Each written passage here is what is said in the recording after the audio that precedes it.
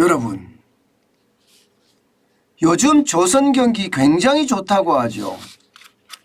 수주를 중국보다가 많이 해서 다시 한번 조선에서 호황이 오나 뭐 이런 이야기까지 할 정도로 쉽게 말하면 난리도 아니에요. 여러분 생각해 보세요. 수주가 중국보다 많이 한다. 이 말은 세계 1등의 수주라는 거거든요. 그런데 지금 조선업계는요, 최악이에요. 최악. 아니 수주도 좋은데 말입니다. 환율도 좋고 뭐 나쁠 게 아무것도 없는데 상황은 최악으로 돌아가고 있습니다. 가장 심각한 것은요, 이게 인력난이 우선입니다. 사람을 구할 수가 없어요. 심지어 말입니다. 조선업계 이야기를 들으면요, 불법 체류자도 구할 수가 없다고 이야기합니다. 그런데 이 인력난이 심각한데 그보다 더 심각한 문제가 지금은 발생을 했습니다. 여러분도 알다시피 파업의 회월입니다. 지금 대우조선 해양에서 하청 지해 노조원들이 제1도크를 점거하면서 불법으로 계속 파업을 하고 있잖아요. 오늘이 47일째입니다. 그러다 보니까 그냥 좀 편한 말로 쓰겠습니다. 에라이 모르겠다. 사업이고 뭐고 다 던져버리자. 이렇게 이야기하는 사람들이 나오기 시작했어요. 하청업체 사장 중에 말입니다. 말이 사장이지 사장도 아니라는 거예요. 노조들에 휘둘려서 내가 이 짓을 왜 해? 이렇게 이야기하는 사람들이 늘어났다는 사실이에요. 여러분 이거 한번 보세요. 주식회사 삼주 진민용 대표입니다. 옆에 사진에 보시는 것처럼 말입니다. 삭발식을 하고 있어요. 제발 우리 직원들을 끝까지 지켜주기 위해서라도 파업을 멈춰달라는 그런 삭발식을 하고 있습니다. 이 삭발이라는 게 여러분도 알다시피 대한민국에서는 굉장히 엄한 일입니다. 신체 발부는 수지부모라고 하기 때문에 머리를 삭발하는 것은요, 대단한 각오가 아니면, 죽을 각오가 아니면 하기가 쉽지 않은 겁니다. 그런데 주식회사 삼주의 진민용 대표는요, 어떻게든 직원들을 살려보고자 이렇게 삭발식을 했습니다. 그런데 문제는 여러분, 결국 말입니다. 이 삼주라는 하청업체도 결국은 여러분 폐업을 합니다. 그러면서 하시는 말씀이 직원들을 끝까지 지켜주지 못해 미안한 뿐 이렇게 이야기하십니다.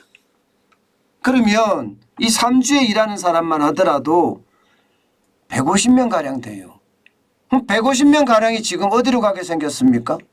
이제 길거리로 나앉을 수밖에 없습니다.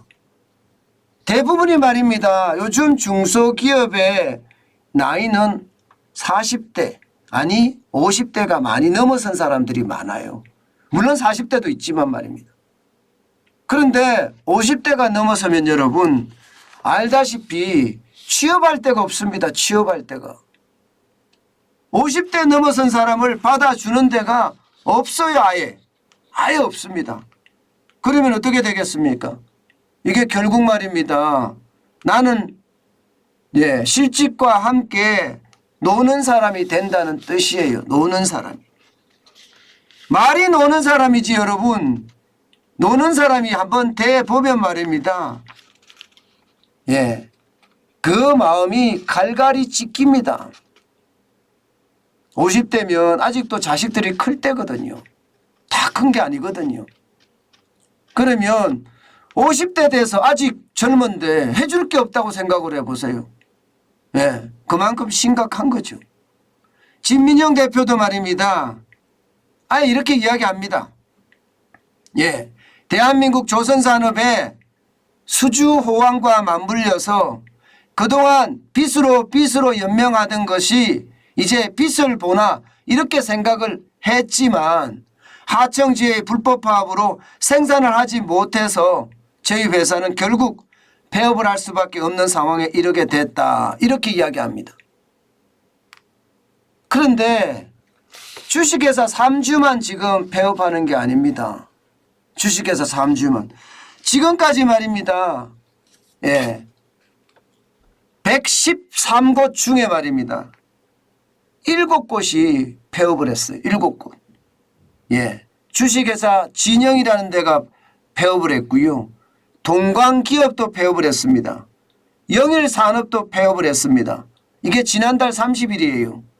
그리고 수호마린이라는 회사도 예, 오는 31일 날 폐업을 할 예정이고요.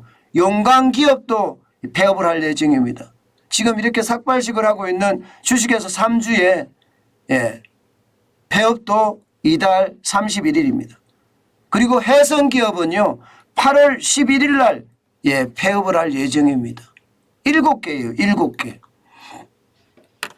그러면 여러분 예, 하청지회라는 게 결국 대우그룹의 하청을 받아서 일하는 노동자들을 말하잖아요. 그죠? 민주노총 소속입니다. 전체가 뭐 민주노총 소속이 아니지만 전체 직원이 1658명이에요. 그중에 지금 파업에 실질적으로 동참해서 하는 사람 120명이고요. 민주노총 그 함께 파업을 시작했던 사람은 400명이라고 합니다. 그러면 이 예, 실제 파업에 지금 현재 말입니다. 이렇게 파업을 하고 있는 사람은 120명인 거예요. 이게 도크거든요. 도크. 배를 만드는 곳이에요. 예, 배 만드는 곳에 들어가서 지금 이렇게 파업을 하고 있고요. 그 밑에는 철제로 만들어서 말입니다. 조그만 곳에 신호통을 옆에 두고 이렇게 파업하고 있어요. 예, 이렇게. 저는 이것을 보면서 말입니다. 몇몇 사람들의 이익을 위해서 적게는 10,000명, 크게는요 10만 명의 사람들이 다 희생이 돼야 된다고 생각을 하는 게 도저히 이해를 못하겠어요. 문제는 이렇게 파업이 줄파업이 일어나면 말입니다. 노조가 살아있으면 뭐해요? 회사가 없는데? 회사가? 왜 이런 생각은 안 할까요? 저는 여러분 이 예, 프랭카드에 써있는 글귀도 보면 지금 21세기 대한민국에서 이런 게 있을 수 있나 이런 생각이 들 정도로 예, 진짜 말이 안 된다고 생각해요. 지금처럼 살 수는 없지 않습니까? 지금처럼 살 수는 없지 않습니까? 라는 게 이게 무슨 말이죠? 아니 그들은요 여러분 해고도 제대로 못해요. 민주노총 소속이면요. 예, 자영업자들이요 하루에 18시간씩 17시간씩 일합니다. 저도 자영업자예요. 15시간씩 일해요. 그러면서 말입니다. 먹고 살기 위해서 발부둥 치고 있어요.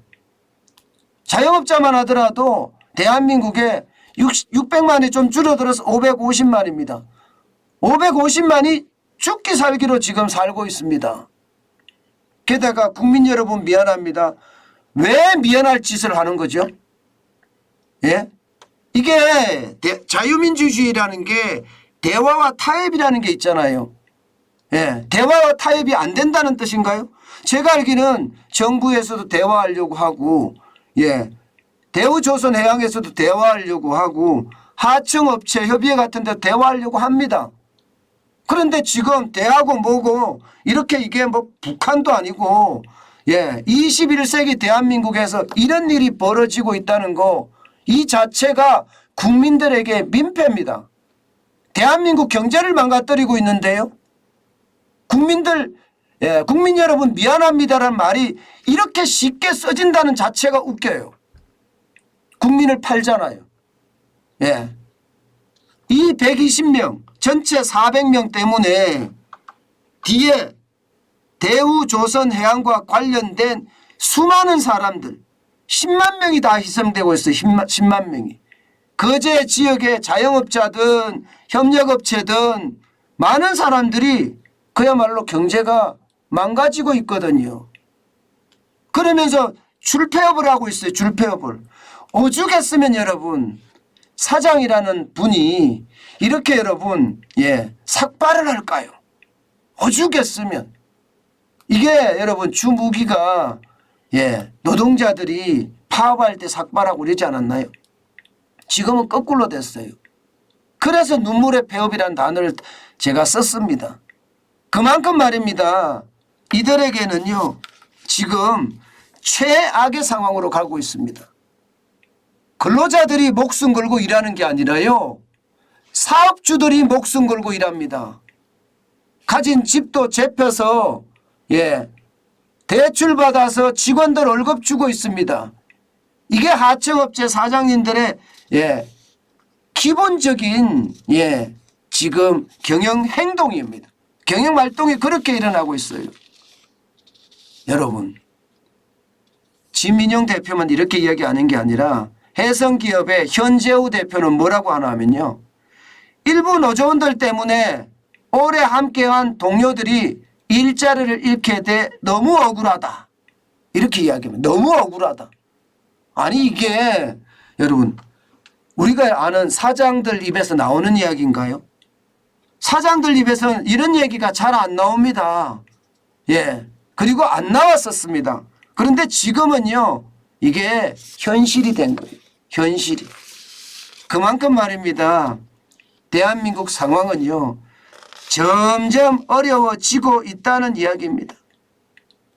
실제 거기서 해성기업에서 15년 동안 일했던 분은 어떤 이야기 하는가 하면요. 간단합니다. 우리 기업 직원들은 대부분이 50대인데 이제 다른 회사에 들어가서 어떻게 자리를 잡을지 걱정이다. 이렇게 이야기합니다. 그만큼 말입니다. 최악의 상황이 거제에서는 일어나고 있고 대우조선에서는 일어나고 있다는 이야기입니다. 도대체 공권력이라는 건 어딜 갔나요? 정부는 없습니다. 지금. 정부가 없어요. 정부가. 참 희한한 일이죠. 국가를 운영하는데 이렇게 프랜카드를 걸고 밑에서는 죽기 살기로 데모하겠다고 데모하고 있고 이런데 국가는 그 어디도 안 보입니다. 오죽했으면 여러분 가족들이 나섰겠습니까? 가족들이. 보세요. 할머니면 엄마 같은 사람들이에요. 누나 같은 사람, 여동생 같은 사람, 아들들까지 나서서 말입니다. 제발 파업을 멈춰달라고 이야기하고 있습니다. 심지어 주식회사 진영의 격리사원은요. 마지막 날 사직서를 쓰고 마지막 인사를 할 때 울컥하더라. 이렇게까지 이야기하고 있습니다.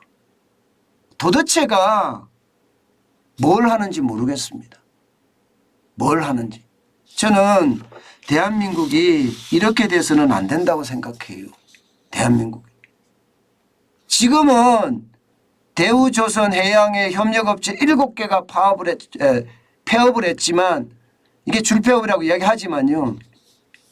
다른 협력사들도 지금 상황이 그렇게 좋지는 않습니다.